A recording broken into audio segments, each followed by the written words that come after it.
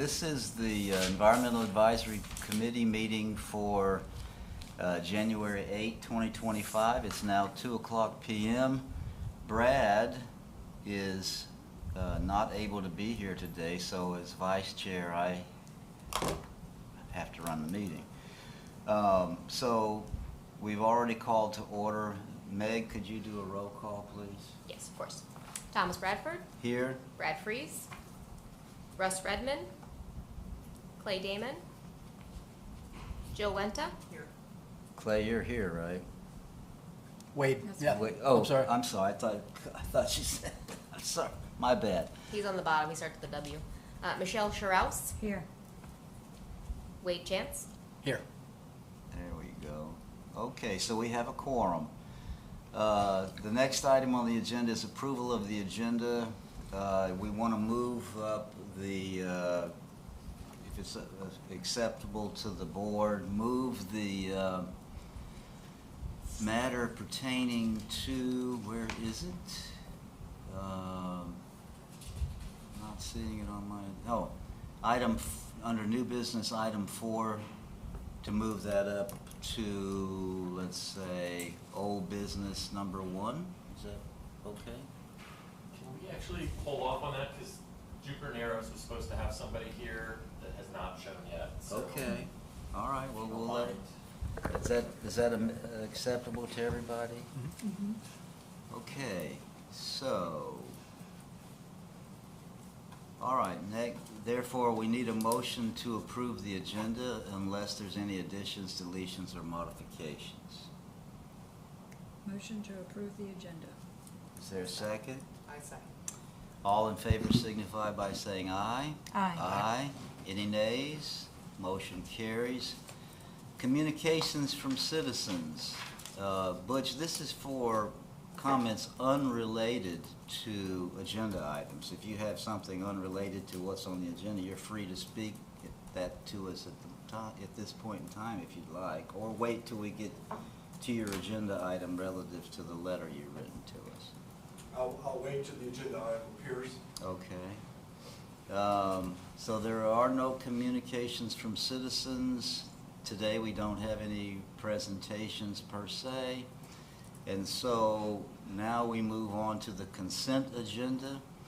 And assuming I'm reading it correctly, there's only one item on the consent agenda, and that is the minutes of the EAC meeting from December 11, 2024. Does anyone have any questions about the minutes? If not, we need a motion to approve the minutes as written. I make a motion to approve the minutes as written. We got a first by Jill Wenta. Is there a second? Second. Wade has made a second to the motion. All of those persons in favor signify by saying aye. Aye. Any nays? Motion carries. That's the end of the consent agenda unless I'm missing something. So we move on to the regular agenda, old business, item says number 2. VOT, Village of Tequesta Environmental Advisory Committee That was my computer, FYI, sorry. workshop. It's like a doggy toy. So, let's see what Brad wrote us here. So Brad wrote us an email, a letter, memorandum I should say, and I'll read it quickly. As discussed in December, the committee, meaning us, agreed that EAC would hold a meeting during the evening to promote community participation and engagement in environmental initiatives. This will not be a typical EAC committee meeting, but rather an informational opportunity for residents. This is him speaking, I would like to confirm the details and start advertising this event as soon as possible. The EAC's input is needed for the following: date, time, and location. So he's saying that at our last meeting we said it would be from 6 p.m. to 7 p.m. At the rec center, and we need dates in March so we can reserve the space at the rec center. So what are your thoughts on date, time, and place? Everybody still on board relative to rec center? Yeah. Yes. Keeps In it the meeting, informal. in the big meeting room? Okay. So, Can I jump in, Tom? yeah, because you can I've save got, me. I've got dates available from our rec department that work, and I also looked at the village calendar just to make sure there's no conflicts with any other major meetings. So the week of March 3rd, 4th, and 6th is good, and then March 17th, 18th, and 19th is good. The middle week of the month is bad, and the last week is spring break, so that's kind of a tough one, and I'm actually gonna be out of town. So there's basically 6 days available. I think Brad in his memo said that he wanted to get some dates possible and then send them to the speakers to see which work for them. So if you guys are okay with it, I've already confirmed those 6 dates are available. I'll send that to Brad, and then Brad can confirm with the speakers, and then we'll just kind of select whichever is the best date. Okay. And then we'll hone in on that date, and then we'll start working on strategy to kind of get the word out. So is spring break the latter part of March? It's 24th through 30th. So we're focusing on weeks 2 and 3? Weeks one, One. well, week two has the normal EAC meeting and a council meeting, and then I think we also have our Citizens Resident Academy that week. But so that's that week's just kind of out. So week 2? So week 1 and week 3, Week 1 and 3, okay. Okay. unless someone has a conflict here. Another thought I have, I know Brad in here mentioned the speakers would be kind of me to do a little kickoff, and then Mang and Reef Arches, and then Peter DeWitt to kind of talk about J-Lona. One other thing we can do is have Marjorie Craig, who's our utilities director, give an overview of the resiliency study that they just did, along with the Dover Ditch living shoreline. So they're actually in the process of creating a living shoreline with the Dover Ditch project. Good. So we could she's going to give a presentation at EAC at some point. It might be best that she just does it there because it's an opportunity to share with the public. Yeah, If you guys are good with that. it's fine with me. Are you talking about the workshop? The workshop. What date? So I told them I have 6 possible dates, March 3rd, 4th, 6th, March 17th, 18th, and 19th. And that we are going to have Brad reach out to the speakers to kind of hone in on the best date. And then once we select that, we'll start doing all the advertising for it. Perfect.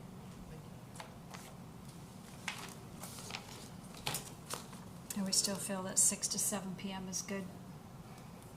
Is this a possible weeknight? It's a weeknight. Yeah. Yeah, it's probably gonna be Tuesday and Thursday, I think. That's how they do it, maybe. Mm-hmm. Is an hour enough to have all that we're talking about here? We could probably do an hour 15. I think anything longer, you kind of scare people off. Yeah, I'm hearing like 4 presentations maybe, something Right. along that. Mm-hmm. So Yeah, I mean 4 for 15 minutes each. 15 Q&A minutes, 15 minutes each, and then a plus- little Q&A at the end. Yeah, I'm Do thinking all the one. presentations back to back, and then just, if you have Q&A between each presentation, it's gonna drag. Yeah. Mhm. Wait Mhm. till the end for the. So it'd Q&A. have to be, we can maybe provide paper and stuff, people wanna jot down a question so they don't forget it. But if you do Q&A after each one, you'll never Mm-hmm. meet that time limit. I think it'd be good to have Brad do like a 5-minute kickoff at the beginning also, kind of just an overview of what the EAC does, Yes. when the meetings are held, and what you guys have been working on. So I think that's also good. Jay, what was it? 3, 4, 6, and what? And then 17, 18, 19. I can send a follow-up email with those dates to everyone as well on this board. So if you have a conflict, just email me back, and we'll try and find what works best for the collective group and speakers. Okay. I'm thinking it's gonna go over an hour, but probably if we say an hour, that's gonna be more attractive to many people. But, If it goes over, they can leave. yeah, they can Right. leave if they have to go, Yep. Yeah, if you keep your presentations within that hour, then have a Q&A, and then if there's any additional, that's up to that person, yeah, guest. Okay, so, yeah, please do send the email, because I'll have to check to make sure, in my situation anyway. So, title is the next item for this event that we're talking about. Brad says that, what do you say? Keep the content to one subject, living shorelines. I need suggestions for a catchy title, as many only read the headlines. This is him talking. My suggestion, to quest a living shoreline ordinance, understanding the impacts to our coastal community. All right, I'm going to be forthright and tell you, okay, so I read that at home, obviously, and then I thought, is that really going to drive people to come into this building? I'm just thinking, I mean, you know, it sounds like to quest a living shoreline ordinance, understanding the impact is, or The one word that I think does strike a note, if I'm reading that real quick, is the word ordinance, because all of a sudden heads perk up and say, oh, yeah. this is something coming, want to know about it. So you like the word ordinance? I do. If I'm reading a headline fast, I actually like the to quest a living shoreline ordinance part of it. Mm-hmm. And then maybe, what did I have in here? Try and maybe put in the word benefits to our coastal community, or When he says, when he says, you know, discover. colon after ordinance and then says understanding the impacts to our coastal community, what's he talking about? The impacts of the shoreline, living shorelines, or the impacts of sea level rise or wave what was he? All of it, right? All of the Understanding all above? of it. I mean, if we wanted to go less direct, we could soften it up with like discover the beauty and benefits of living shorelines, join our informational meetups. If you want to go softer, I don't know, but when I see the word ordinance, I kind of think, oh, that's important. It could be might affect me if I'm on the shoreline. I read that. I think there's a more interesting way to capture the public, because it's Jay Lona is a speaker there, right? And they're not really part of our living shorelines ordinance, right? And what Mang and what the Reef Arches guys are doing aren't necessarily part of that ordinance, Okay. right? So I think Okay, that's a good point. I think maybe to reframe it in a way of come learn about some cool coastal initiatives. I mean, that's not the word you're going to use, but that's the gist of it, right? Actually, I like that, alliteration, cool custom. Well, that's another, makes you read it. But I mean, I think the way to if you're putting it on like Facebook, on social media, the catch is like, you know, we've got Mang, Reef Arches, Jay Lona talking about all their new initiatives. Like, come find out about all these exciting new initiatives that are being worked on in the Tequesta area. Like, Okay. that's what's going to draw people in. I So think, this not is- an ordinance. Like, people get The future. This when we do isn't an when we do ordinance ordinances, like, people are bored to death with them and they don't want to hear that. Only Yeah. lawyers get excited Yeah. about ordinance. Well, yes, I didn't, you're right in that respect, that ordinance, the workshop's not just about ordinance. I do think that ordinance is a catcher of some sort, but it might not be relative to this because it's not just about an ordinance. What about just the future of our shorelines? Because people want to know what's happening in the area. And then highlight the And then- speakers? yeah. Well, what about what Jay said and then add on what you just said? How would that come out? What'd you say, cool? Cool Say it coastal. again. You're younger than me, Jay. You can respond Yeah. fast. No, I like the cool coastal. That gets your attention. Cool coastal, what'd you call them? Initiatives. Yeah. Yeah, if we can come up The with. future of our shorelines. Yeah. Over Tequesta shorelines. Tequesta shoreline. Jay, All right, write that down, I forgot. Let's hear it. Before we Yeah, I like the suggestion of future of our shorelines, because cool is subjective, right? It's gonna be depending on how the audience just a receives catchy the marketing, information. yeah. But certainly we can talk about what's trends. Yeah, they Hiring. are cool, the things that they've got, these companies. Yeah, They're Yeah. cool. I was so impressed by that one. Yeah, that yeah. presentation. He's a great And- speaker. I went home up to my parents up in Flagler County, because you know they keep losing US 1. Every Yes. hurricane it keeps going down. I was saying to my parents, you've got to have them up here. Oh, They yeah. need to present this product because they keep losing literally millions of dollars in that, because their shoreline keeps washing away. Mm. Anyway, sorry to hijack that, but It's good. it So was we good. have the basis of a title? Yeah, we'll play with it a little bit. Okay. So Okey-doke. something a little more Catchy. informal, catchy, yeah. Content is number 3.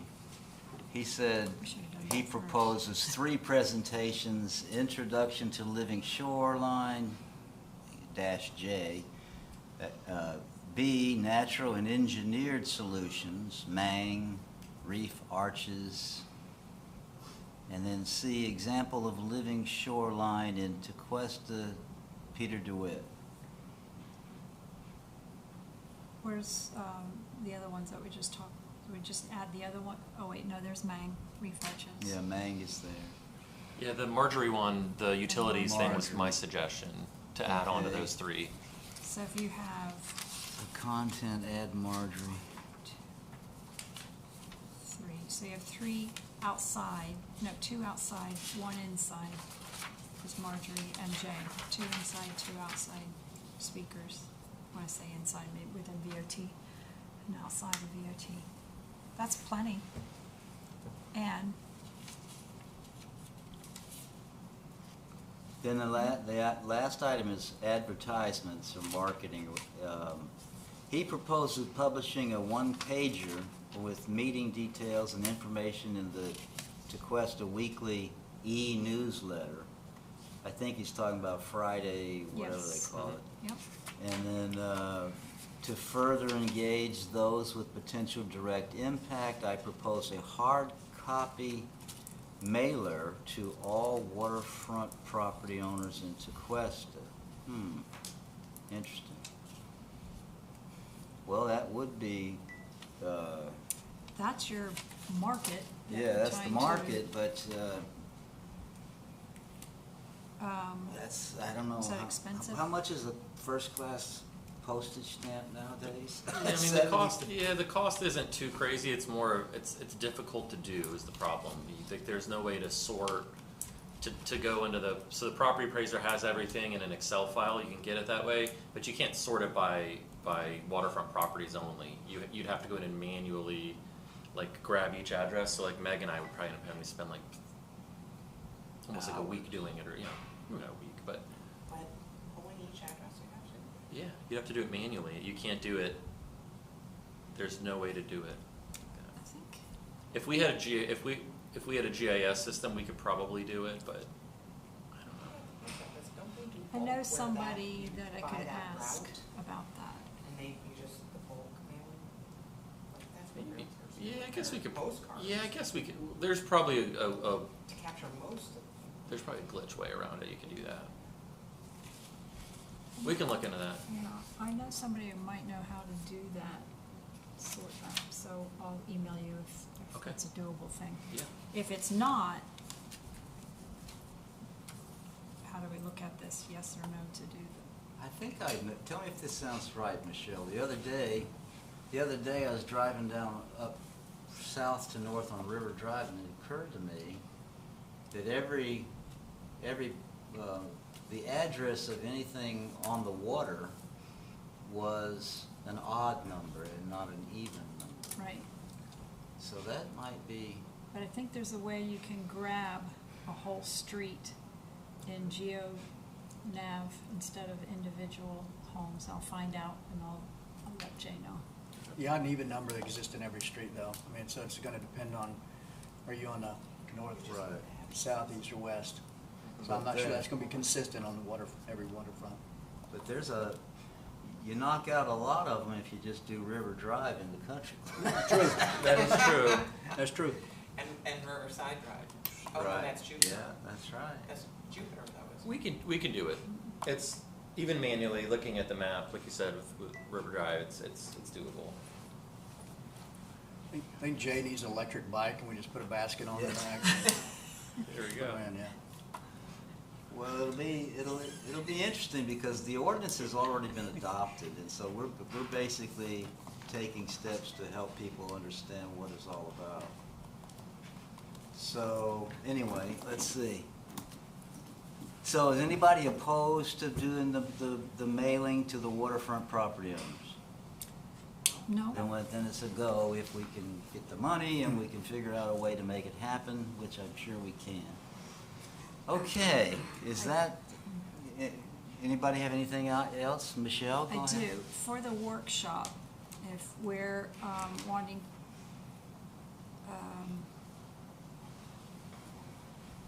perhaps in Brad's presentation, there's some information to share with the guests in relation to, no, I guess that would already be in his speech. Okay, never mind. Meg, let the record reflect that Mr. Redmond has arrived for attendance purposes. How are you doing?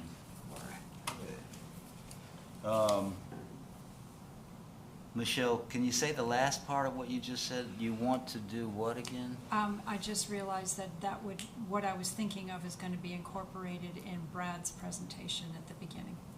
Okay. So, never mind. Okay. Anything else on this item?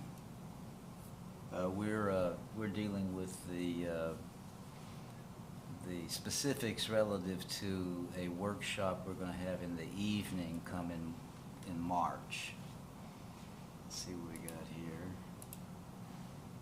Do we have paper or like name tags for the committee members for that evening somewhere? Village has stick on. We can just write our names Yeah, on. we'll get some write-ons. Yeah. Make a note to do it. So it can be available for Go questions or back to answers. the agenda. Sounds like a squeaky toy. Did it again. Do you have children at home? Remember the meowing cat? All right, so we'll move on now to new business. First item is prohibited species list, non-tree invasive species.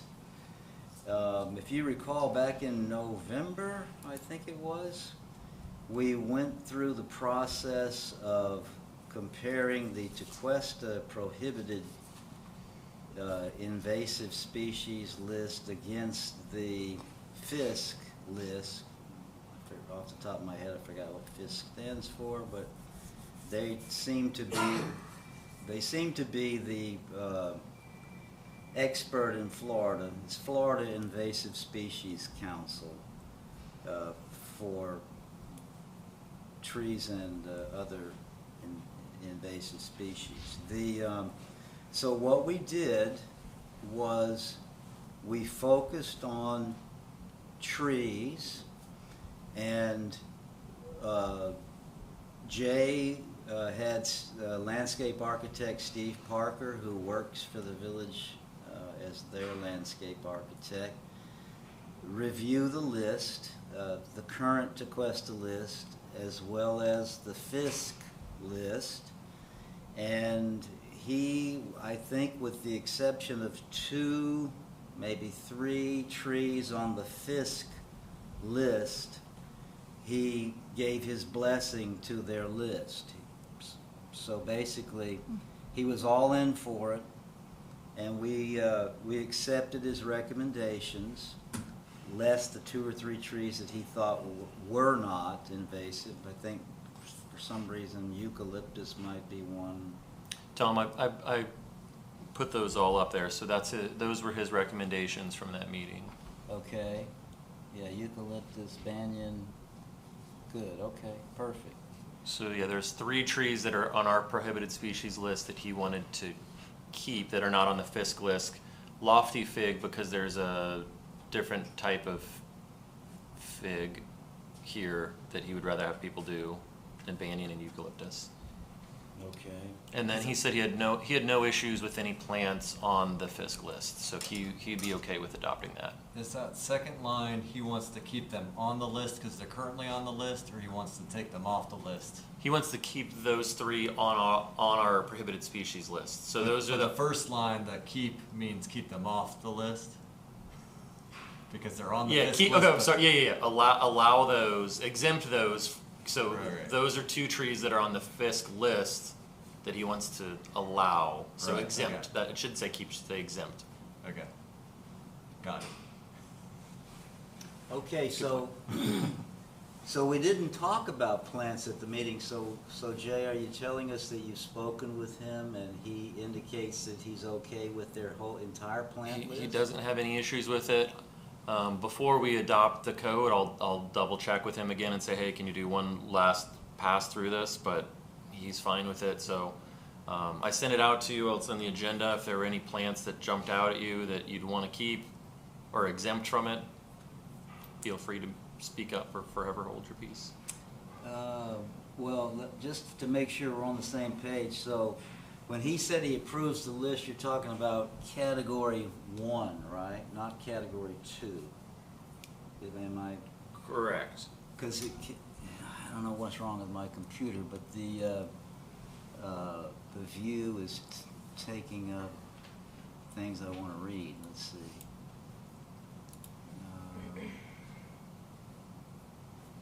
Yeah, category 1 are like extremely invasive ones, and then category 2 are slightly less offensive. Yeah, so eventually, like, I imagine, I could be wrong, that if circumstances change, Fisk will take something on category 2 and potentially move it to category do. 1 in the future. Mm-hmm.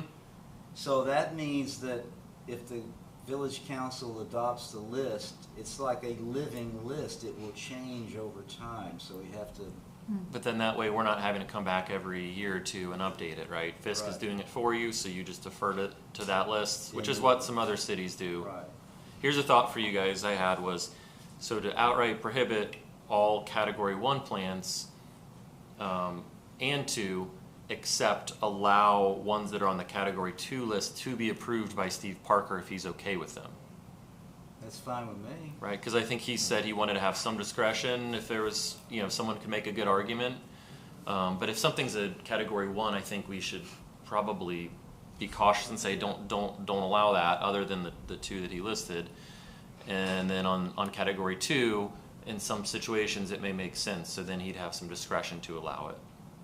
But it's still prohibited, but it gives him a little wiggle room, and then they're not having to come back to this board or to council and ask for a zoning variance or something.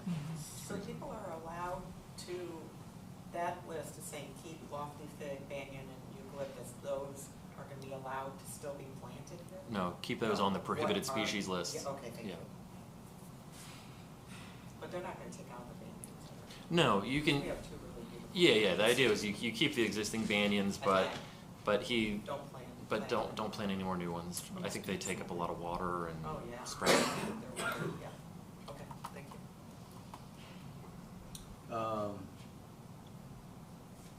So is everybody clear about what we're about to do?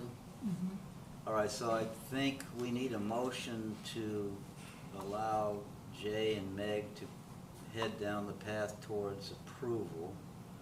So in regard to trees, we're going to adopt the Fisk list, except we're going to keep glossy privet and sapodilla trees. The second item under trees is we're going to keep lofty fig, banyan, and eucalyptus, which are on the Tequesta prohibited list, but not on the Fisk list. So we're going to allow fig, banyan, and eucalyptus, no? No. Those are going to be prohibited. Those are gonna be They're- prohibited, yeah. yeah. We're more restrictive in that way. Yeah. Than the Fisk Okay, list. Yeah. all So right.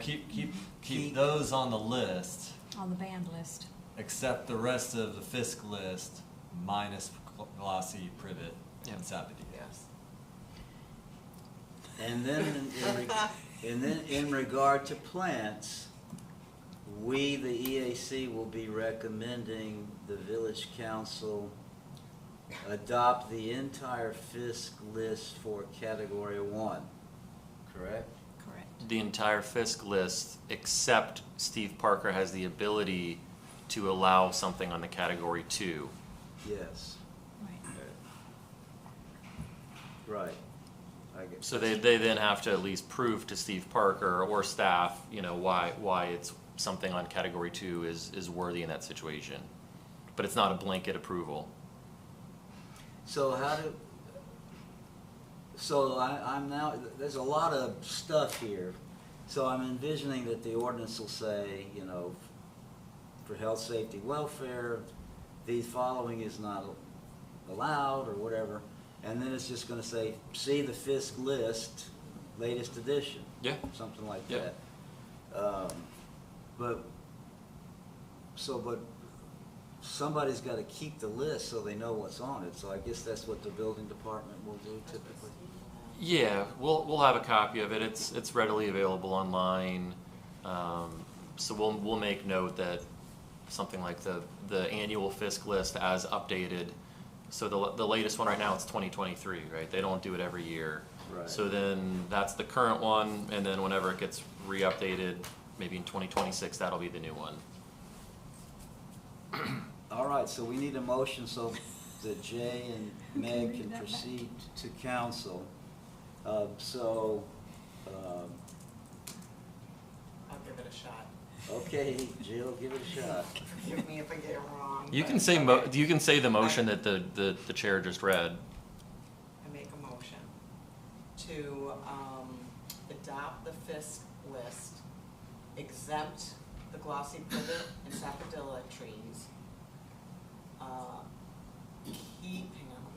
keep lofty fig, banyan, and eucalyptus On the prohibited species on list. the prohibited species list, thank you, for the village of Tequesta, and then, what was it, allow Steve, Or you could say the village landscape architect. village landscape architect, to use at his discretion which plants to use or exempt from the FISC list.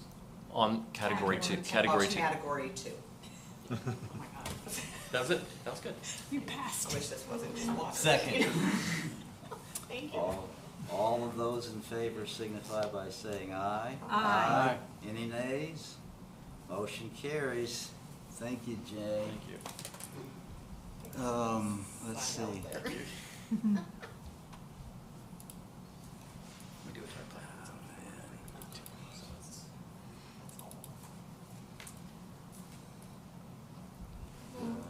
Let's see, I'm just trying to find the agenda. Let's see. Okay, response. Next up is response to EAC email regarding Jupiter Narrows Conservation Alliance. So we all received I guess it was a letter, well maybe, it looks like a letter or a memorandum from Butch Powell, who's in the audience, and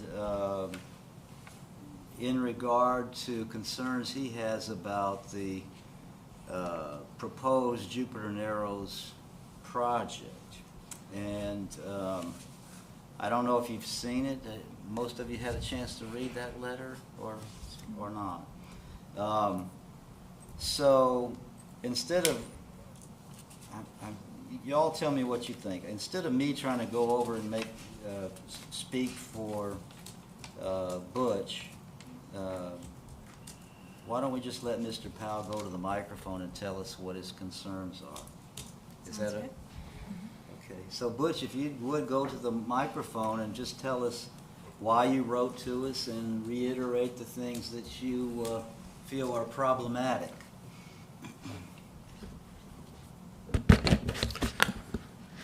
Thank you, Thomas. First off, I'll just introduce myself. My name is Butch Powell. Some of you may know me from the work that I've done for several years to get the speed zone in the Jupiter Narrows lowered. It looks like that effort, not only mine, but a lot of other people, is coming to fruition. The FWC has proposed as of December 2nd, that's an important date to keep in mind, with respect to the Jupiter Narrows situation, with the Jupiter Narrows Conservation Alliance. The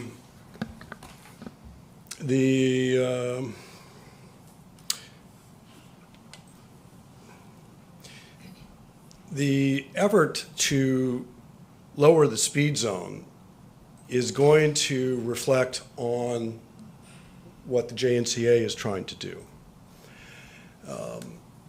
I really hadn't come here prepared to speak as Q&A, but at any rate, in the introduction, I am here. I'm also president of the Beach Road Association, but I'm not here in that capacity. I'm here as a private citizen and to help you guys understand what my concerns are with respect to the current JNCA program. To give you a brief timeline, the JNC has been working to develop a plan for quite some time. I guess their effort has gone for 2 or 3 years. But the specific plan really didn't come out until mid-November. And by the end of November, right after the Thanksgiving holidays, they filed with the Florida Department of Environmental Protection, a plan. This thing's moving forward at lightning speed. Nobody has really sat down and taken the time, I believe, to really analyze the plan that JNCA Taylor Engineering has come up with. 2 weeks and now we're in filing. So I think we need to slow it down, number one. There are factors that are huge in this particular effort. With respect to the effort that's been involved with getting the speed zone changed, the Atkins-Realis study for the Jupiter Narrows let us all know, and I think that's pages 21, 22, 23 in that report, the Jupiter Narrows, this section of the Jupiter Narrows is the most dangerous section in the Jupiter Narrows ICW. Very compact, very narrow, lots of users, kayakers, paddlers, boaters. There's a lot of folks in that little stretch of waterway there. This is the graphic that Atkins-Realis came up with, and it clearly shows it is the most dangerous section of the waterway. It was their highest risk section in their analysis. So that's a pretty important factor in my mind. Now, if you narrow the Jupiter Narrows further, if you further constrict it, you're not allowing for more waterway for all of this traffic, you're compressing it. In the letter that I wrote to Village of DeQuesta, I didn't talk about what's occurring on the west side of the intercoastal, which is Bureau of Land Management's going to be putting in breakwaters over there. That's going to constrict it already back to the east side. You put in huge, massive breakwaters just on the other side, on the east, on the west side of these mangrove islands. You're further constricting the area, and that will make it more dangerous. I don't know how you slice it and dice it otherwise. The other thing that appears to me is, and I'll give you a couple of stats. I spent a lot of time looking at this report, and when you get into the nuts and bolts of it, you'll see that they believe that these breakwaters that they want to install will reduce the, I guess they've called it a 2.3 average wave in effect, down to about a 0.7 foot wave. Okay, well that's with a high speed zone. Now if you have a low speed zone, what's the wave impact, and how does that compare to these huge, massive breakwaters that you want to put in? I don't know. I'm not qualified to give an opinion on that, but it's an area I think that we really need to look at. And once you install these kind of breakwaters, they're in there probably forever. And that's a whole nother issue. since the JNCA Taylor Engineering study did not address human safety, and it's not addressed in the FDEP application either, I believe that's a good reason to step back from this, delay it, let's take another look at it, let's include what the impacts will be with the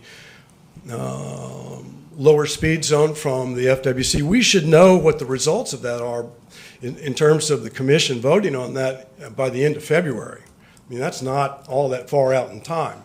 These mangroves, while they've taken a hit, they've been declining since 1940. I mean, that was in the report. They're not going away immediately. If you read the report that Taylor Engineering put forth, they'll tell you in that report when they start doing the current state analysis, yes, the west side of those things are taking a hit. And it's from the big wakes, or that's what they say. There's other people, other things that I read that say that some of the reason for the mangroves is more water quality than anything.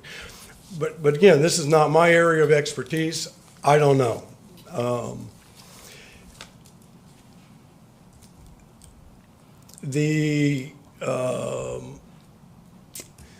We need just to make sure that we're not moving along so fast that we don't really sit back and think about the various factors that are really associated with these things.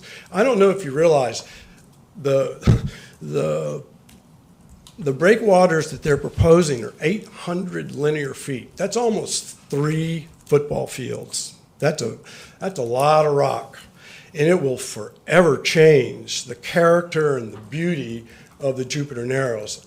And I think that's something that, you know, is in you guys' venue, if you will, to help protect. Just so you understand, I believe we should protect the mangroves. I just don't think that the way that we're going about it currently might not be the best route. And I do believe that we should take another look at this, particularly with a new speed zone that's come out, and see what impact that has. Do we need to build 800 feet of limestone breakwater that may not be needed? I can't tell you that, but that's something Taylor Engineering should probably go back to the drawing board and take a hard look at. That breakwater will basically consume about 1/3 of the distance between the easternmost edge of the ICW and the edge of the mangrove.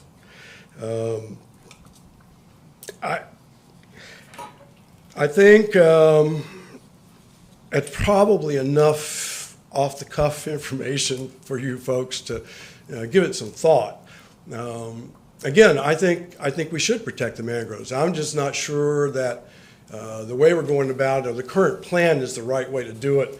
And I really think we need to step back from the current plan and take a look at this situation with new information that has emerged, particularly the new speed zone, and what impact that's going to have on this area. And the safety consequences is too, probably. That's really the primary reason. The current plan does not address it.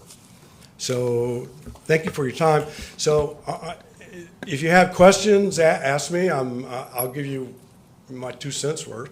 Well, let's hold off on that. If you would please speak in the microphone. My hearing's awful.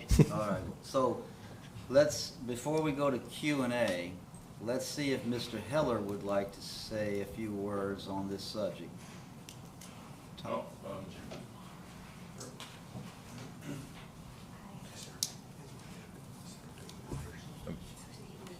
Good afternoon, everyone. My name is Thomas Heller, a member of the board for the Jupiter Narrows Conservation Alliance. I know Butch is a neighbor. I'm across the street. I live at Tequesta Towers. He is at Lamar, right? Yes. Okay.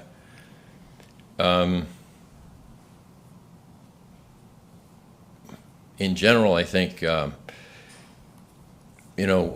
when Butch, when you said the specific plans didn't emerge until November, I mean, that's when we filed the permits. But we've been emailing people around the community and holding open meetings since at least a year ago. I don't know if you were on that email list. No, it was emerging in the updates. I think we locked in on that plan around May, April. But nothing is written yet for a specific plan. The permit authorities are going to tell us what the specific plan is. You know, they can adjust things. I don't believe they addressed human safety in it because that's not part of their mandate. I'm sure the permitting authorities will take a good hard look at it, just as they did with Taylor Engineering's work along the intracoastal south of Cato's Bridge when Taylor Engineering was doing work for the outstanding natural light area in Peter DeWitt, and that has been approved.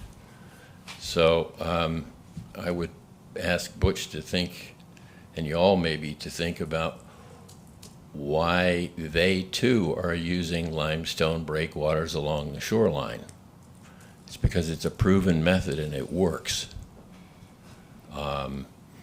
And I don't think the permit would have been approved for the outstanding natural area if it presented safety risks, particularly because of all the boaters and the people who are breaking down that, what do you call the area where everybody's swinging on trees and Dunes? the embankment? Yeah, the Yeah. embankment. Well, I think the safety issue there is we shouldn't be playing on the embankment. It's not from what they're going to build as limestone breakwaters.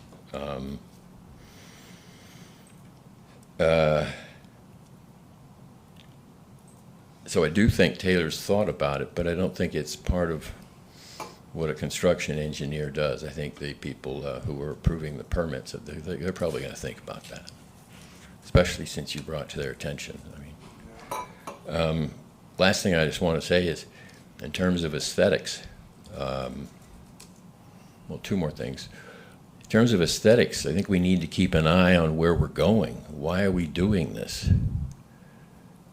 In a few years, 5, 7, I don't know, what's going to be visible from the HOAs is going to be a tree canopy. The restoration when the stuff propagates. So it's not going to be folks looking at rocks so much. And I think that's very important to keep an eye on. The second thing I want to just bring up is I haven't yet been able to find the dimensions of the channel itself, the ICW channel. But in terms of taking away space, I think if there was something of concern, it would be that very large dock that comes out into, do you have anything on that, Jay? Great. Jay, no? He was asking you a question. Oh, Yeah, okay. I brought it up. It's up here, I think. The channel itself is 185 feet wide, and the distance from that boat dock to the first island, 312 feet. And then, so we're from 89 feet to the mangrove island. Now, if we impose that limestone breakwater, you have 70 feet before you get to the channel.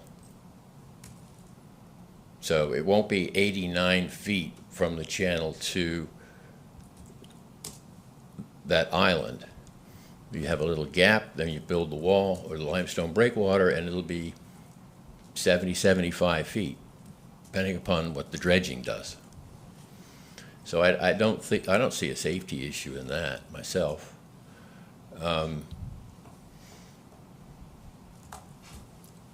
And I think that's really all I'd have to say at this time. I appreciate all the time you folks have given us on the EAC and the support you have and with the council. And we have a public-private partnership with you to pursue grants. We're doing another one now with Jay. And these kind of partnerships for conservation and restoration purposes are valued. And I say that not just as an individual, but I'm also a member of the Citizen Advisory Council to the IRL Management Council up in Sebastian. And they do, I've heard from STEM committee meetings and others, these kinds of partnerships are valued because nobody can do it alone.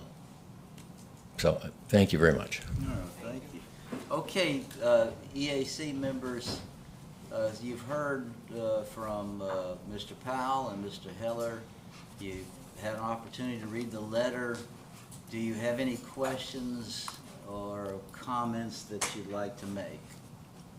A comment. Russ, you go first. So, like, I'm not a big fan of, I'll speak into the, gotcha. So I'm not a huge fan of visible rocks either, because I don't, it's not typically the thing that you would see in the natural environment in the area. However, when you look at the success of something like the Snook Islands and the engineering that went into the Snook Islands, and they surrounded all of those islands with rock and then filled it in with mangrove, and it looks fantastic, you know. So you see something, are you familiar with the Snook Islands down in Lake Worth? No, but I do know that there are other projects, and I do know limestone breakwaters have been used Right. commonly. But I'll also say those areas are different characteristics waterway-wise than what we have in the Jupiter Narrows. I'm not saying that breakwaters wouldn't be effective. I'm sure they would be. Right. I just would encourage you to take a look at, because, you know, this is in the intercoastal, if you go down to Lake Worth, the Snook Islands.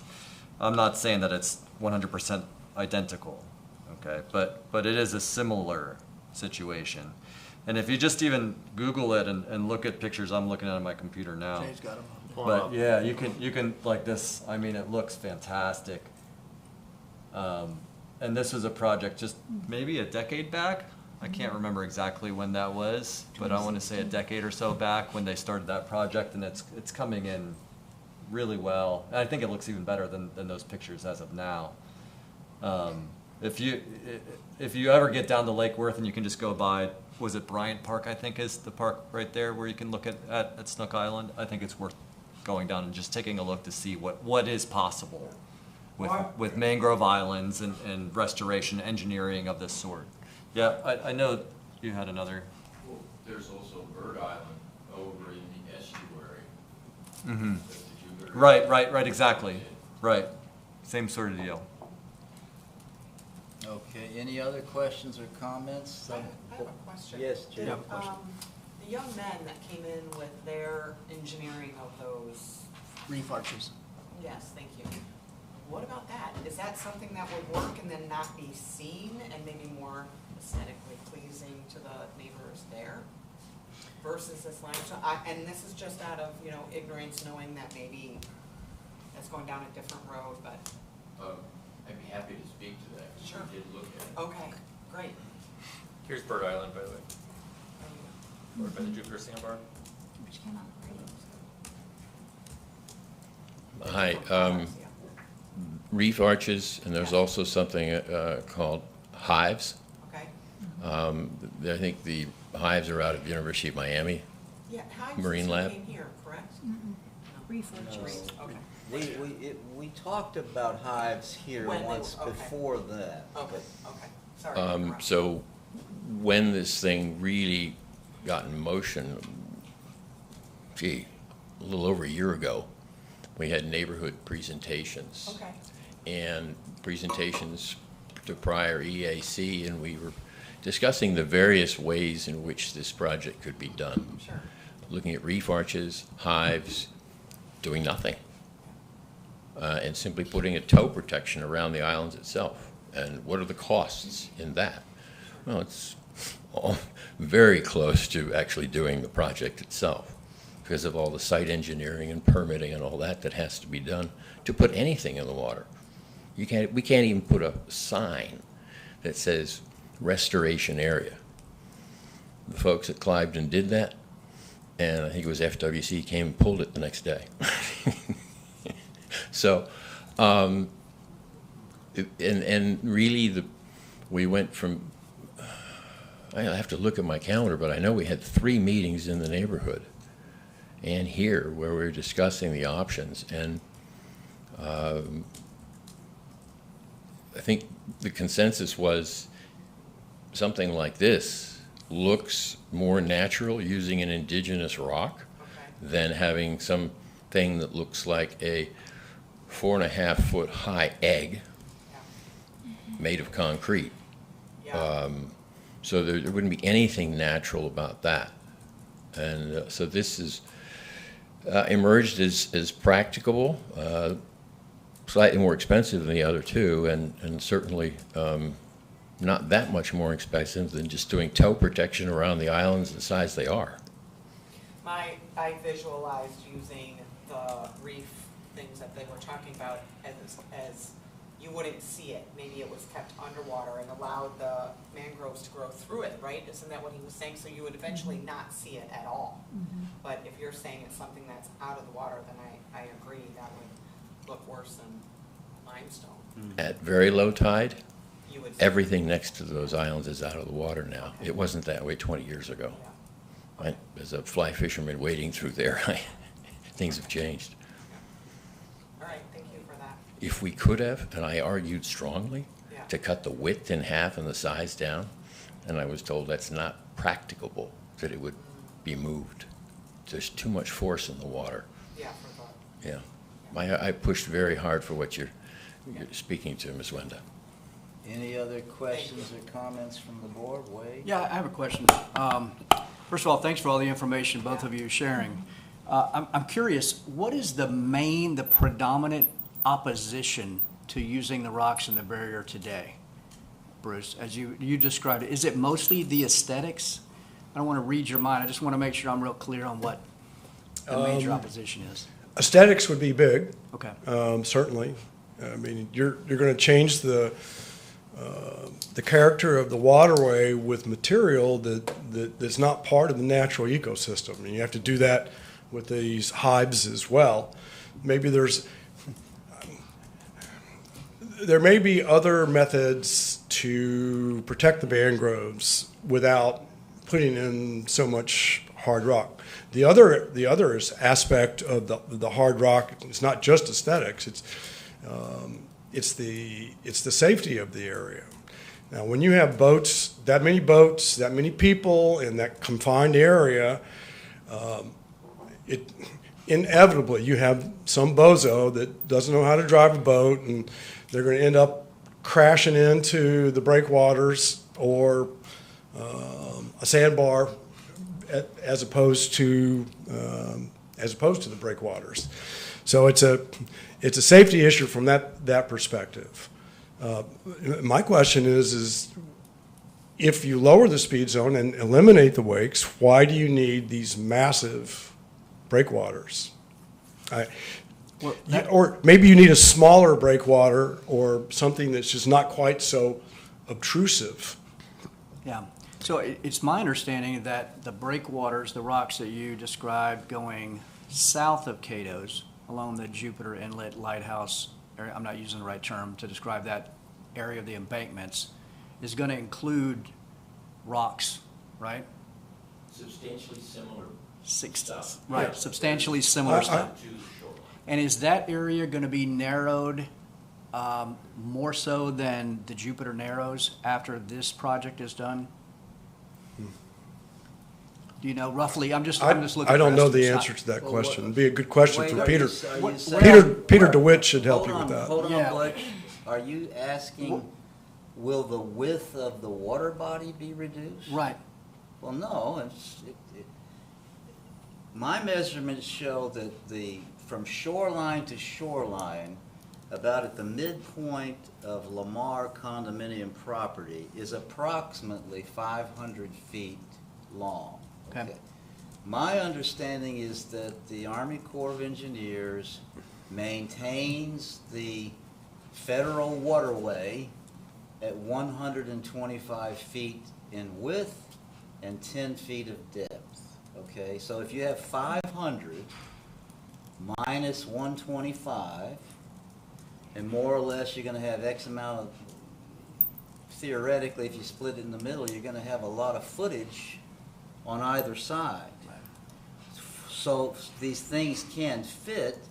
It seems that Butch is worried that they may be too close to the waterway, the maintained waterway itself. Right, right. And I guess where I was going with that is I just had the pleasure of driving over our brand-new bridge now and 2 lanes open, and I don't know what the width of that bridge is, but, that's a pretty narrow area too, and it's much smaller than the current Jupiter Narrows, or what I believe to be the proposed Jupiter Narrows in terms of under the bridge. So, boats, a lot of traffic of boats are already restricted in several areas that are very close by that. The other thing I think about when you talk about safety is I've been through there a lot with boats, and yes, the speed is certainly a dangerous item in that area, but there's also a lot of swimmers, kayakers, others that are on floats and stand-up contraptions. It seems to me, just again rationally thinking, that if there was a breakwater and you're able to go behind those breakwaters with an individual, you might actually guard yourself against boating traffic in some ways, much like a bike path might be on a new bridge or on a new roadway. And so anyway, I'm just trying to understand like your thinking and what you're most concerned with, and just to see if we could have that discussion more directly. Thank you for the considerations. I think that those are rational questions, and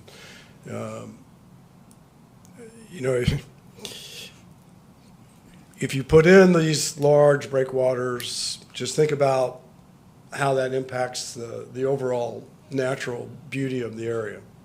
I mean,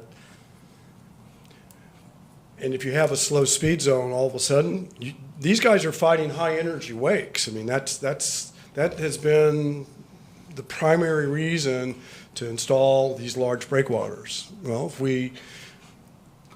FWC lowers the speed zone, you're not looking at 2 foot, 3 foot, 4 foot plus wakes anymore. You're looking at maybe half a foot or so.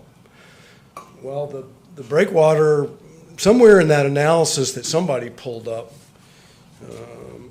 I'll read you one section. They say, this is in section 4.4, if you have that, their report up.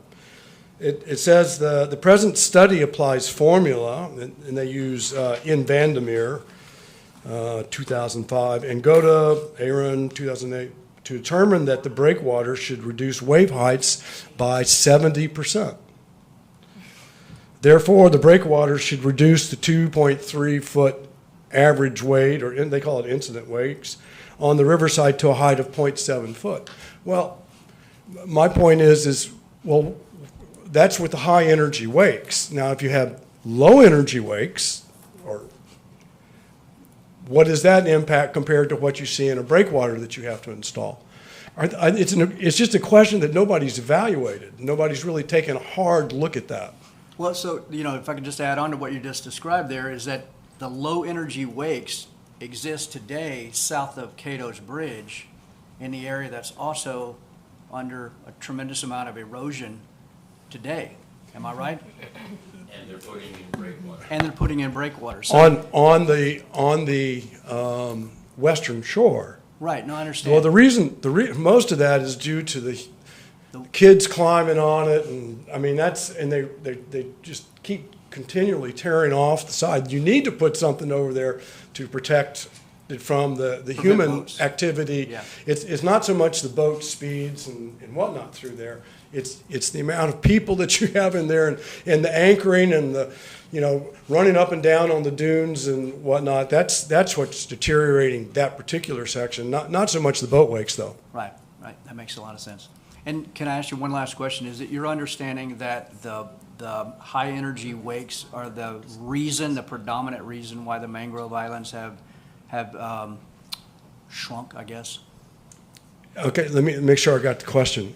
Are you saying that the high wakes is the predominant reason? Is it the predominant reason? Like if we, like to your point, if we remove that, right, from lower speed, does that mean that this problem goes away and the mangroves start growing back on their own? All I can say is in the Taylor Engineering report, they attribute the damage to the mangroves based on the high wakes, high energy wakes. That's what they attribute. And there's several places in the report I could, point you to where you can read those quotes. But yes, that's what they determined is the cause. All right, thank you. I have Jill, go ahead, Jill. Jay, you could pull that map down and show the one island near Cato's Ridge that's just north of it. Just give me a second. I'm on, There are 3 islands that we're seeking to build Right. breakwater on. One of them Yes. is right next to each bookstop. See that bottom one right next to Yes. the bridge? There's no green left. Almost, from this altitude, you couldn't see anymore. And I think that if you want an approximation for what slow traffic, if that was all that mattered, It's there. people have to really slow down before they get to that bridge, and it's almost gone now. Right. So, and I would say, have you gone and talked to the scientists and read their papers about it? It's more than just boat waves. Okay. But you've got the wave energies and the wave from storms and from the long fetch coming down the waterway. And frankly, we love that area too much. Right. People walk on it, had the boats up to it and so forth. And one of my main concerns is what can we do to protect it once it's started and built? I don't know what, say, it's not rights, but how do we create stewardship of the area? Gotcha. Because we don't want people going and walking on where we're gonna plant little mangroves. Right now they park beach chairs in the sun and their dogs out there, and we're looking at how to rope it off and put signs about being a restoration area. Gentlemen, the EAC board is now asking questions, so we're not gonna go back and forth all day long. I think Jill wants to say something Thank next. you. I have a question. Is what you're saying, what you're asking, Mr. Powell, is you want them to reduce the speed first and see what that does? And if so, like, how long of a time frame are you looking for them to examine that before moving forward with a second option of doing this? Good question. I think what my suggestion would be to have Taylor Engineering look at that. Yeah. They can do calculations on anticipated boat wakes. It's out of my real area of expertise. I'd be speaking out of school. If you wanted to monitor it for a year to see what was happening, I don't know if that's a fair amount of time or not. I would ask experts like Taylor Engineering to say, what do you guys think we need to do to monitor this? To get a good feel for what the real impact is. In this discussion for both of you, have they said they're absolutely reducing that speed? Like that is for sure, and when that's going to happen? Or is that just still a recommendation for one of the options to help maintain with the... With all of these meetings you've had and with Taylor Engineering, is it already confirmed that they're going to reduce the speed? No. Or is that still just a suggestion? It's a process that's heading toward a potential resolution Okay. in late February is my understanding. That it would be in effect if it passes? Yes, but Okay. as you might recall, Yeah.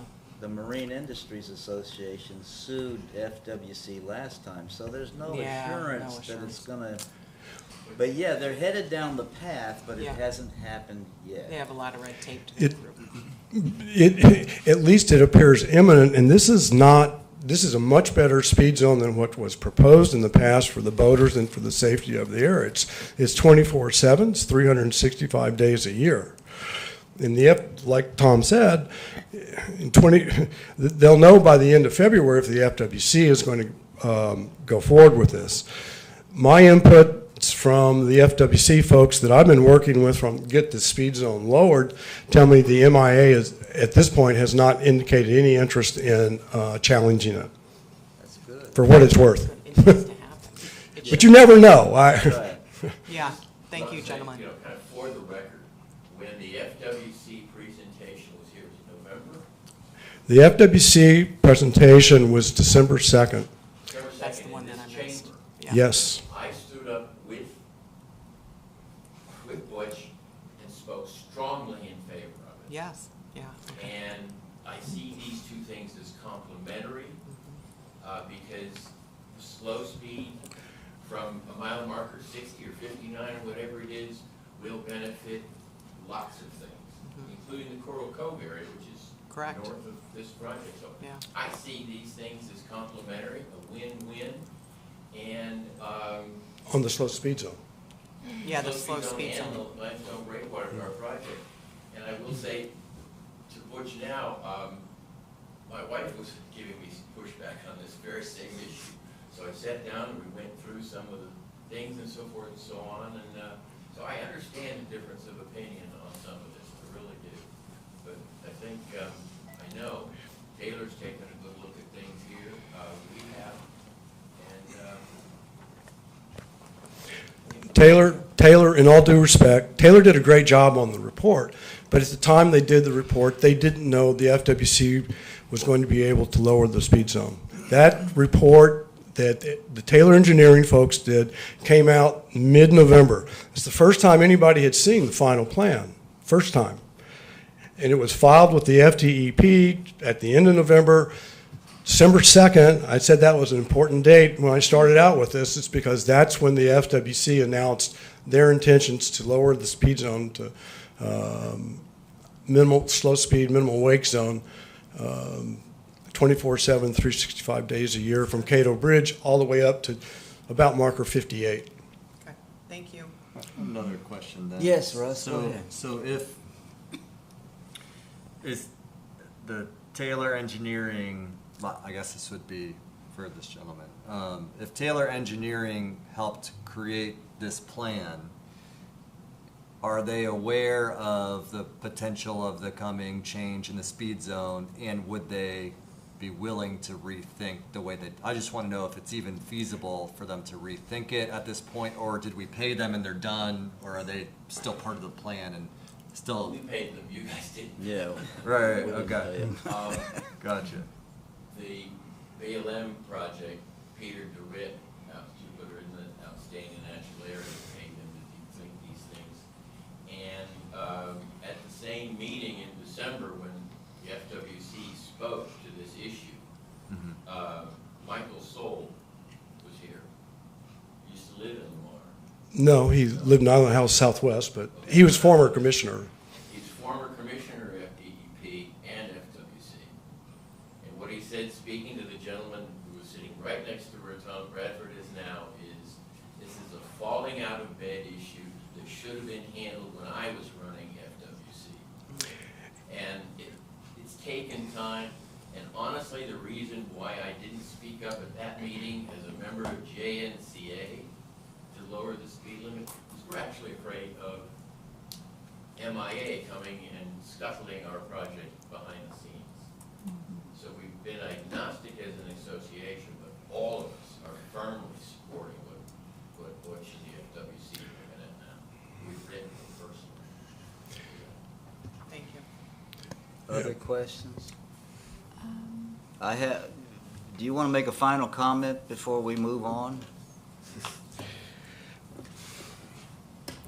If there are any, if someone can tell me why we shouldn't stop and delay this a while. Evaluate what the impacts are from a slow speed zone. That would be quite helpful. Somebody needs to take a look at the human safety aspects of this by further constricting the area, known as the most dangerous area in the Jupiter Narrows. I don't believe that has been, well, I can tell you it's not addressed in the report or the FDEP filing. And I want you to consider the possibility of, well, if we don't need it, why are we going to put it in there? Or if we don't need that, maybe we can put something else in that doesn't have quite so much of a dramatic impact on the area. Why don't we do that? Let's just not hurry through this. I feel like we're pedal to the metal here. We're already in a friggin' permitting process with installation that they want by the fall of this year. You step back for a minute here and let's take a look at what the ramifications of these issues that were not addressed in the Taylor engineering study and in the application to the FDEP. That's my concluding remarks. Thank you all for your time. You've been great. Appreciate it. If you have any questions of me and want to reach out, let me know. I'll be happy to, my contact information is in the email. I'd be happy to address anything you'd like to ask me. Thank you, guys. So, Jay, in regard to this being on the agenda of EAC, why is it on the agenda? That was Brad Freese's choice. So Mr. Powell sent an email out to the EAC members, and I think Brad just wanted to have an open discussion about the contents of the email. And so the village council or manager didn't ask it to be on the agenda? They did not ask it. Okay. They received the same email. I don't know what, if any, action they're going to take. Or if we can. Yeah, you're certainly not Because taking if any we action. can. But you can always advise, this board is here to advise the council. So if something jumped out at you from today, you could make a recommendation to council. Well, it jumped out at me, and I wanted to say it, but we don't have to formalize it. But to me, I agree with Mr. Heller that a slow-speed, no-wake zone is complementary to what is being proposed by the Jupiter Narrows group. It's not, they're not in conflict with one another. The other thing that is somewhat problematic to me is that Mr. Powell has written to FDEP, the agency that's reviewing the permit, and one of the leaders of the Indian River Lagoon something association, I forgot, has written to the permit body at FDEP that's looking at this, saying it's exactly what we have to do in the Indian River Lagoon, and we wish that more people would do what's being contemplated by the Jupiter Narrows group. So my point there is, Mr. Powell has already told FDEP and the permitting person what his concerns are, okay? And we don't need to engage in what's de facto permitting activities. That's what we pay taxes for them to do and fees. So it's not, this will all be worked out in due course. And it might even be a miracle that Jupiter Narrows group gets their permit before the slow speed wake zone is implemented. We're talking, I don't know, that they're very slow, but it's not, who knows, but, and it's not unusual for FDEP to give you I forget the nomenclature, but it can be temporary pending review and reporting and analysis to see if what the benefits that are alleged are in fact happening. So, a conditional approval, I think they call it. So, to me, Butch he's made it known to them how he feels, and they may or may not take that into account. And the permitting analysis is underway. They got pages with boxes to be checked off to make sure that Taylor Engineering has done this, done that.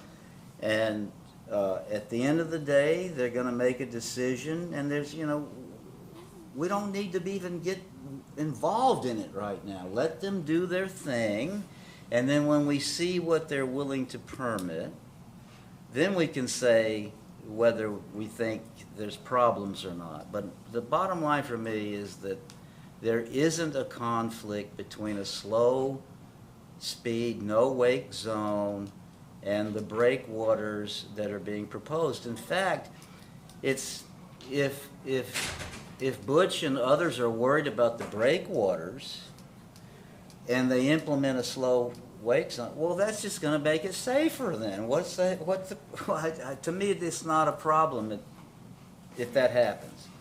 So I say we just let the permitting process finish up what it has to be done, and they'll see where they come out with it. They may issue conditions that Jupiter Narrows Group finds, untenable, and they won't go forward. We don't know. It's so much speculation involved. It's almost like it's a waste of our time to even worry about it. That's what those permit people will be doing. I think what's being asked, and correct me if I'm wrong, but is to jump in and help with slowing the speed down of what they're planning to do before the permits are out. Because once they're out, that's it. It's moving forward. I don't think you can stop it at that point. I think you make your opinion known prior to. Okay.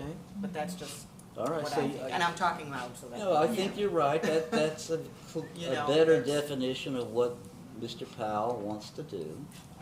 But So to that point, those rock formations have already been installed at Jupiter Lighthouse on the, whatever that body of water is right there. And as a boater and as concerned for the environment, I don't find those offensive. So I don't know that if the reduction in wave energy has a difference on the permitting for these rock barriers You're talking about the limestone that's already put in place over there? at Jupiter Lighthouse. The other thing I wanted to So say it's is, not I wanted to our- tell you what Taylor Engineering said the following. In regard to the breakwaters and the mangrove, the mangrove islands will mitigate wave action, stabilize sediment, create conditions wherein the mangroves and seagrasses will thrive while not interfering with the navigational channel or recreational activities. That's what they're telling DEP. And so, and they do this over and over all across Florida and other places in America. So their reputation is at stake. That's what they're saying is going to be the beneficial aspect of the project. But, the It's not permit, tremendous information. the permitting is not over, and we'll see what happens. And I think just to add to that, I think I appreciate all the feedback that's been shared here today. We have a position on this, right? And I think the question is, have we heard anything today that would materially change our current position on this? What I'm hearing Tom say is, no, not yet. Not yet. Let this process follow through, and if we find something that's significant material to change our position, then we'll change our position. I think I'm trying to summarize what I'm thinking I'm hearing, and just in a different way, like No, everybody's trying to do the same thing, so I It's don't know a, if you guys agree with that or not. it's a better way. So, I mean, Shorter. so, so based on what Wade just said, does anybody want us to make a change at this point in time? We have urged the village council to be a sponsor of the project. They are now all in relative to it. We have been involved and communicated with Sue Pinella and Tom others about this project. The question is, do you want to change course? If you want to change course, you need to speak now or forever hold your peace. I don't, oh, go ahead. No, we're talking. I like the thought of if slowing the speed is going to, first of all, there's so many people over there, it's crazy. So I think, I can't even believe that it's not lowered already. As you can tell, I'm not on the water much because I would know if it was, but that being first and foremost should be done immediately, in my opinion. The limestone, I think, can only benefit the islands, but you know, I feel like personally, I have no fight in that game. Like, that is the people who use the area, the people who live there, and to hear pros and cons. I mean, but we haven't heard a con about it. I haven't heard of an environmental con. Yeah, an environmental con. Right. Right? And I Like, think our what does predominant focus limestone is to do? represent the environmental Yeah. best interest of Tequesta and our community. Right. Have we heard something material that suggests that this is contrary to our current position? Yeah, right. Yeah, I mean, limestone, they're using it everywhere, so is there any con to, like, the wildlife there, the people, the water, levels, all that stuff, but I'm sure that's what they do, right? That's what they do. They so- dive in. Sometimes they'll use oyster shells and Yes. not Yeah. limestone, but sometimes those are hard to come by. Yeah, But yeah, So that's just. yeah. my So it's opinion. not our job to be doing Yeah. the permitting. Right. Butch, you want to say something? I do. I'm not asking the village of Tequesta to change its position, number one. I'm not. You endorsed a premise.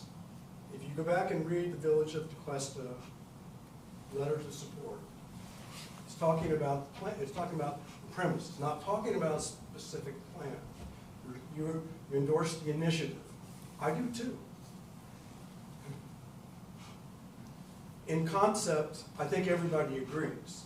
It's the specific plan that has come out that I object to, that I think needs further study. Nobody's evaluated what this means if you have a speed zone with these huge lakes and they come down here. Nobody's evaluated that. And it's an integral part of this whole decision-making process. Tom's right, it's FDEP decision, but I think it would speak volumes if you would say, hey, while we still agree with the overall idea of protecting the mangroves, this specific plan has some issues that we think needs to be further evaluated. That's, in essence, all I'm really asking for you guys. I'm not asking for you to kill the project or the overall movement off. I'm not interested in that. It's this Just more specific insight. plan that has some issues that probably need to be thought about and readdressed before you go down a line that you can't get back from very easily. Because once you put it all in, now you got a problem. So is this something that, without stopping what's already rolling, that we can at least just kind of put a little bug in their ear to say, have you guys, give us some insight on this? But hasn't Mr. Powell already done this? Yeah, he's already written to them. Okay, and what was their response? They haven't responded. Thank you. That went over my head. Yeah. Okay. When did that occur? When did you write to them? What? Your letter was, The FDEP. Yeah, yes. yeah. I wrote to the FDEP mid-December, And no response. And it's the right before the holidays. holidays. Yeah, Yeah. it's the holiday. That's when I But had February time to is sit the down and date? They may never respond. I don't know that FDP would ever even respond. It would Yeah. just be accepted as feedback, but I don't think they typically would You in a know, permit if application. they see something, But if he submitted it, it's in, it's Law. there. I've seen it where he wrote it. They save it as public record. I've seen it. Yeah. And there's another public comment from somebody associated with the Indian River Lagoon, restoration in general. But they may never respond. They are not required to respond. And if you want to know the truth, And I'll be very blunt about it since I've dealt with them on, scores and scores of permitting applications. They don't really care what you write to them. They don't even look at it half of the time. I mean, I'm being very honest. They have a box to check off, They don't know how. and that's all they're, that's what they do. I think you guys need to send a message to the community, though, that you're addressing things that weren't addressed. And that's, to say, oh, it's the FTP's problem, I think you guys need to kind of, my suggestion would be step up and just say, we still support the idea. This issue, this particular project has some issues that need to be reevaluated. That's all. Yeah, and I guess that's where I'm not quite clear. You keep referencing issues. I haven't seen the issues. I'm not sure we're aligned with the issues as you describe them.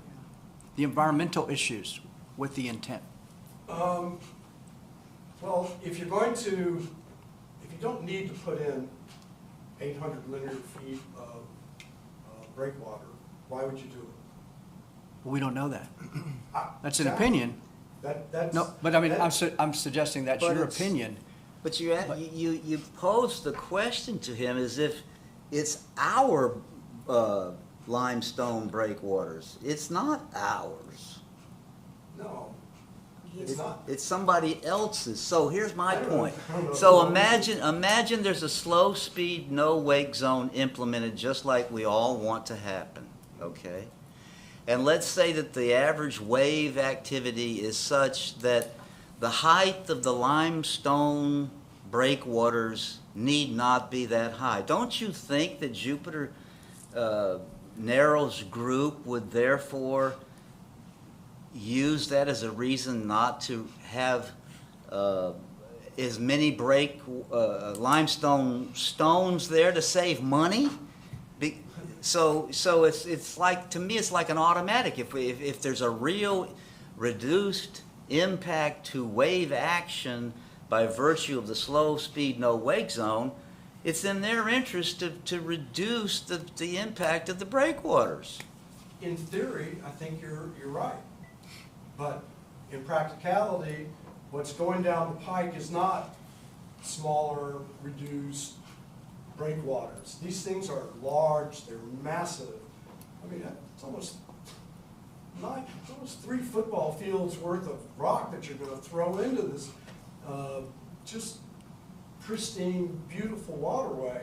It'll never look the same. Never look the same. And if you don't need to do that, why do it? Well, then they might change their mind and do a permit modification. Mr. Heller wants to talk. Go ahead. Village of Tequesta supported the premise and the initiative. They didn't support the plan. Because the plan wasn't available. Nobody knew what the plan was until mid-November. That's when it first came out.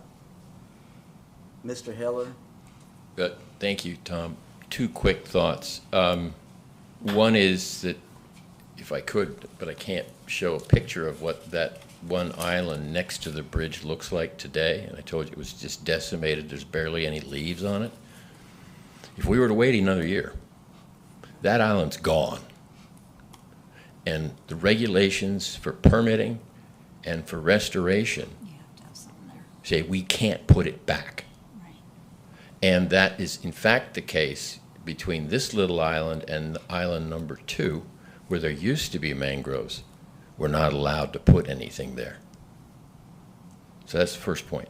The second is, I wish, I hope that if the speed zone is going up to 59 or 60 and it is slow, I wonder how long it's going to take to be effective. I would love to have that speed zone reduction and no wake effective, but I just don't. I don't drive 55. It'll take a long time. Okay, is there any more, think we've- any more board comments? I think you were about to say we've run the gamut here, right? So, Wade, would you summarize again what you did previously? Yeah, I would just say that we appreciated all the feedback today, and it was well thought out, well planned. Based on that feedback, we haven't heard anything to materially change our current position and intent for this direction. We'll let the process continue as it is until we identify something that's material that would have us, change and adjust our current position. I endorse that 100%. Anybody want to stand up? I support that thought. I'm going to rely on the entities that process all that information to make the proper decisions on that. Russ? Same? No? I mean, I agree with her. I'm skeptical of processes, but I do agree with the general principle of waiting to see. I agree. Jill? Yeah, waiting to see. I mean, I see both sides. Mhm. I definitely hear you guys. Okay. So that's the consensus we got just from hearing that. So unless there's nothing else, we'll move on to the next item on the agenda. Okay. Thank you guys. both very much, though. It's good information to keep in the back of our minds so that we can kind of keep up with this, with those, with those thoughts, because we don't want any unintended consequences, for sure. That's what I'm afraid of. Yeah, I understand that. And I would like to second that. Thank you for being active. Mhm. Thank you for Yes. stepping forward and having a Yeah. voice and your opinion. It's not always easy when the tide's moving against you. It's, we don't Like want on it a to feel like paddleboard? that. But No. my interests are probably pretty closely aligned with yours, so. Yeah, Well, yeah. thank you, Thank Butch. you. Thank you, Tom. The next item is the State Park Preservation Act. I believe, Jay, please correct me if I'm wrong, Brad just put this here because he wanted to, just as an item of information, to let you know that Gail, whatever her last name is, the senator in Martin County, Oh, yes. who got very upset with the state relative to the proposal for whatever you want to call it, they wanted to do in Jonathan Dickinson State Park. She had stated that she was going to do a statute amendment to prohibit certain things, and apparently she has filed that with the legislative process. Is there something more to it that you're aware of, Jay? No, other than, when Brad does go talk to the council with his strategic plan recommendations for you guys in the future, one of the things that the village manager wanted was feedback on what type of legislative things to back, because we do have a lobbyist in Tallahassee that advocates for things. So if you want the council to strategically back Senator Harrell's bill, that's something that Brad could mention to council as something that the EAC wants the council to push. Well, I haven't read the whole thing, but apparently I thought I saw that certain things would be allowed that tend to fly in the face of being, a natural type of area that Jonathan Dickinson mostly is today. I haven't fully read it yet either, so if you're not comfortable with it, then maybe take a look and we can rediscuss it February. Yes. He won't have to make a pitch to council until March, probably. Okay. Well, if you read page 31 and 37, I think it's maybe a part out of the Palm Beach Post. The very last paragraph is, commissioners recently approved an ordinance prepared by the county's Environmental Resources Management Department to ensure that 38 sites are never developed. That was a second thing. Is that the second item, or is that Yeah, still it was related to kind this? of wrapped in together was the state's plan, and then also the county recently adopted a plan where they're going to put 31,000 acres, 38 sites into conservation easements so they can never be developed. So So they're not necessarily the same thing. Okay. different subject, Thank you. but Sorry. just something I think Brad wanted you guys to be aware of. Yeah, so, and there may be other proposed bills that come out between now and the next EAC Sure. meeting. So let's do that. Let's give us all a chance to read it thoroughly, and then we can come back and take any of the actions that Jay mentioned earlier if we wish to do so for the benefit of the council and the lobbyist. Is there anything else on the agenda? Let's see. Okay, staff updates, Old Dixie landscape plan, and then after that is Arbor Earth Day update. These are just quick follow-ups from the last meeting. I think it was you, Mr. Bradford, who'd asked about Old Dixie. So the village does have a plan to invest in Old Dixie, to improve it, to enhance it. And the village manager actually gave me a little blurb to read to you.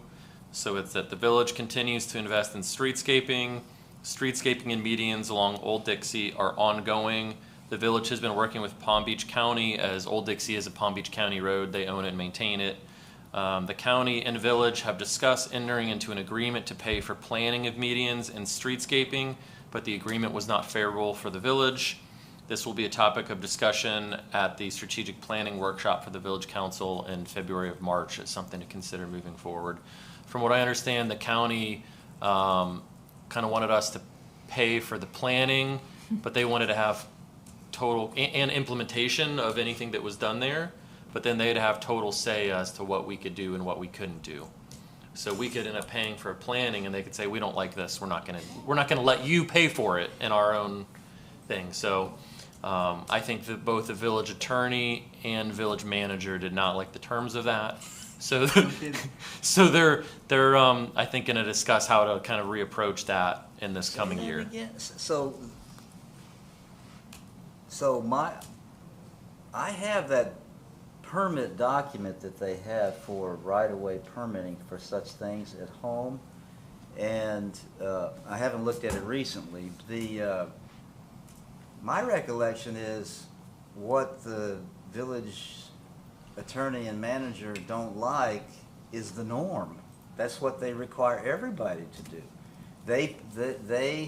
You have to pay for your own planning, which means, submitting it, basically a permit to them that they can approve or reject or modify.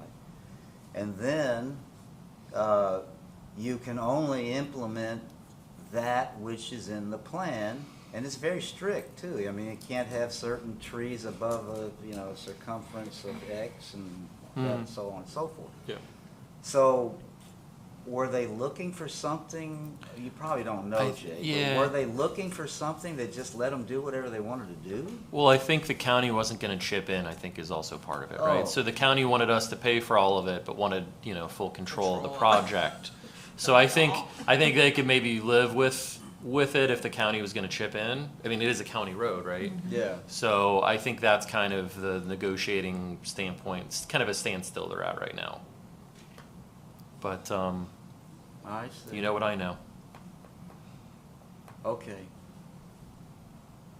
Anything else? To just piggyback on that, we are going to start doing a mobility plan in the spring. It's going to be very exciting. It's a big strategic plan, priority of the village council, which is to look at how to improve mobility in the village, biking, pedestrians, golf carts. I know, Tom, you'd even, I think, pitched the idea of like a circulator at one point. Yeah. So just a lot of different, we'll look at a lot of different interesting ways to do that. We have a really great consultant called Kittleson Associates who have a lot of experience in this field. They're going to hold a few workshops. Engage the public, hopefully engage the bike and pedestrian community. And so I hope the EAC stays engaged. I'll keep you all abreast of it. There's, kind of mobility is kind of tied in with environmental issues. But that's going to start kicking off soon. I'll keep you guys in the loop on that. Yeah, we did first few years of EAC, or first couple of years, we did look at mobility. Even so far as to look and have like transportation services for elderly people in Tequesta that would take them to shopping and so on and so forth. But, it was cost prohibitive basically. Yeah. Was there anything else on the agenda? And then just one other quick thing, Earth Day, Arbor Day.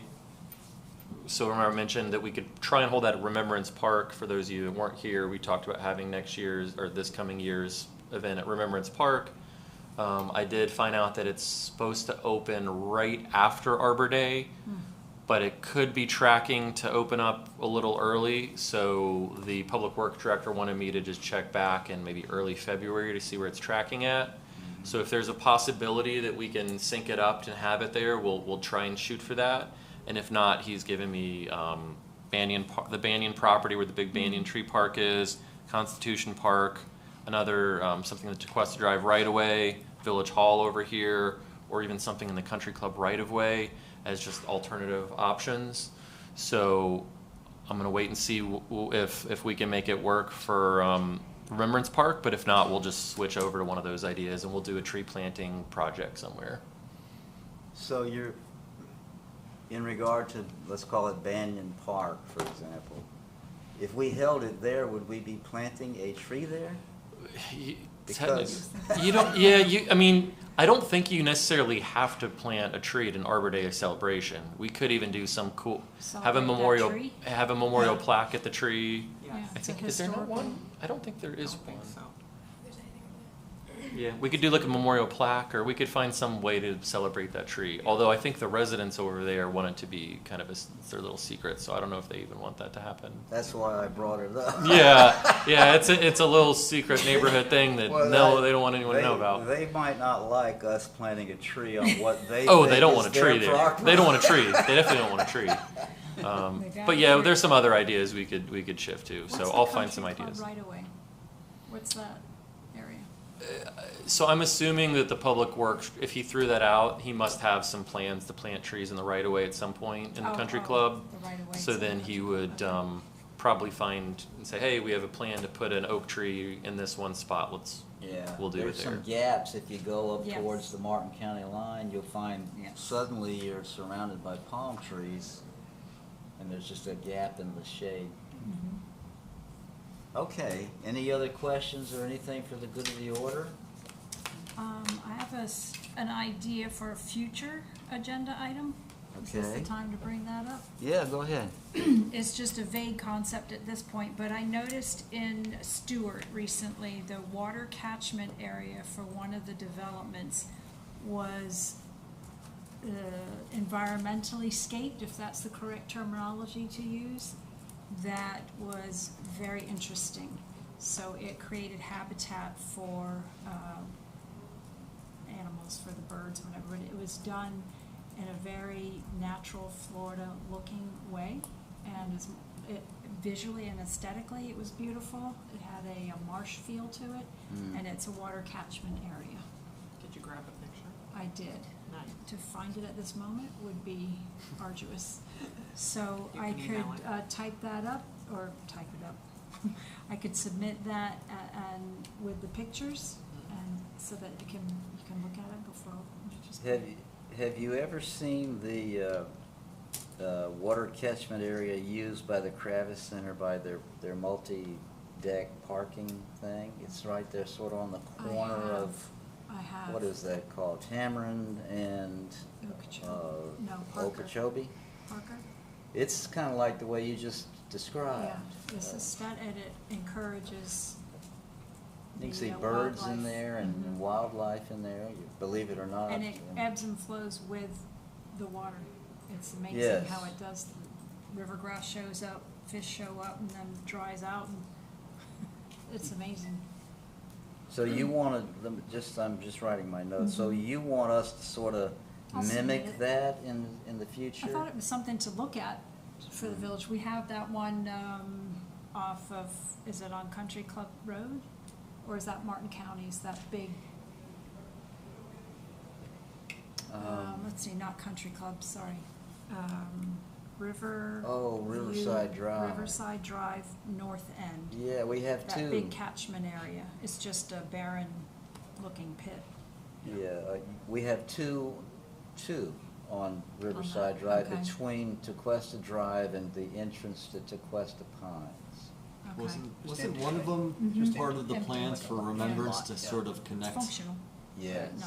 that's phase 2 Right. or phase 3. So So, maybe that'd be something we look closer at what the phase 2 plan is for those catchment areas relative to Remembrance Park. that one though is just so dry, it seems, most of the Yeah. year. So I don't know that you could do a marshy area necessarily there. That's true. But it might be some other type of Right, it'd be something else you could do. system to, yeah. So Jay, would you make, are you gonna have that on like your agenda to-do list to show Brad, or do I have to email If- Brad? no, if you just email it to me and copy Brad on it, we'll put it on the next agenda. Okay. And I'll add it to Brad's list. All right, unless there's something else, we need a motion to adjourn. Is there someone like to make that motion? Motion to adjourn. Is there a second? Second by Jill. All in favor of adjournment signify by saying aye. Aye. Motion carries. It looks like it's roughly 3:50 p.m. Thank you, everybody. Thank you. Good job, Tom. Thank you for- Tom, you still got it. Huh? You still got it. Still got it. Not like I used to have it. Isn't there a song about that? Somewhere. Country song. Someone. Not like a, yeah. Probably a few. Not sure it's talking about work. Oh.